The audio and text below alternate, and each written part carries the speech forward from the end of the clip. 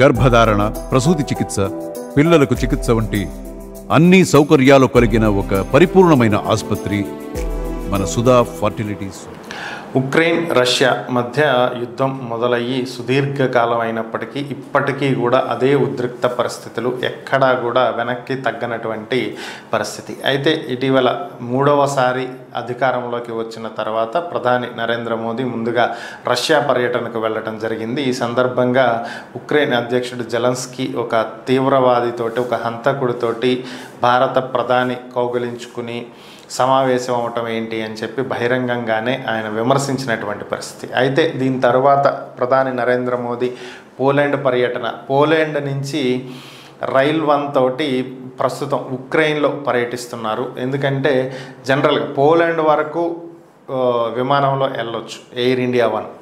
So అక్కడ నుంచి విమాన ప్రయాణం సేఫ్ కాదు. ఎందుకని అంటే ఉక్రెయిన్ రష్యా మధ్యలో భారీగా యుద్ధం జరుగుతున్నటువంటి నేపథ్యంలో రాకెట్ లాంచర్లు, మిసైల్స్, అలాగే వైమానిక దాడులు, ఇలా భారీ స్థాయిలో భీకరమైనటువంటి యుద్ధం జరుగుతున్నటువంటి నేపథ్యంలో ఫ్లైట్ జర్నీ అంత సేఫ్ కాదు అని చెప్పి చాలామంది దేశాధినేతలు ఉక్రెయిన్ పర్యటనకు వెళ్ళినప్పుడు రైల్ 1 అనేటువంటి ఒక ట్రైన్లో ప్రయాణిస్తున్నారు. ఇది సేఫెస్ట్ ట్రైన్, దీని మీద క్షిపణి దాడి జరిగినా కూడా చెక్కు చెదరదు అని చెప్పి చెప్పుకుంటున్నటువంటి పరిస్థితి. దీంట్లోనే ప్రధాని నరేంద్ర మోదీ కూడా ట్రావెల్ చేయటం, ప్రస్తుతం ఉక్రెయిన్లో ఆయన జెలెన్స్కీతో సమావేశం అయ్యారు.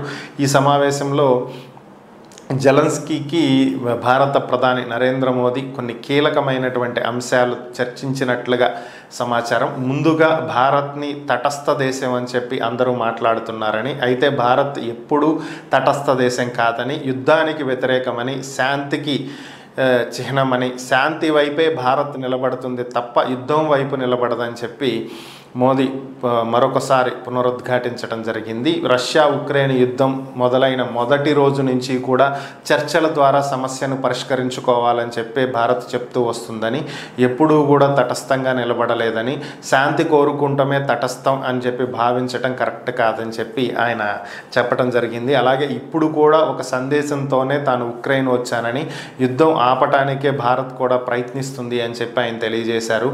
మరి రష్యా నుంచి ఆయన ఉక్రెయిన్కి ఏం సందేశం తీసుకెళ్లారు?